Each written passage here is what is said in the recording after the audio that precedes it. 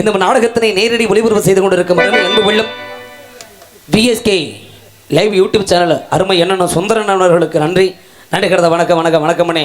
நம்மளை எல்லாம் இந்த உலகிற்கு இணையதளம் மூலமாக எடுத்து காட்டிக் கொண்டிருக்கும் அன்பு அண்ணன் விஎஸ்கே லைவ் யூடியூப் சேனல் அன்பு அண்ணா சுந்தரன் அவர்களுக்கு எங்களது நாடக கலைகள் சார்பாக மனமார்ந்த நன்றி நன்றி நன்றிகளது வணக்கம்.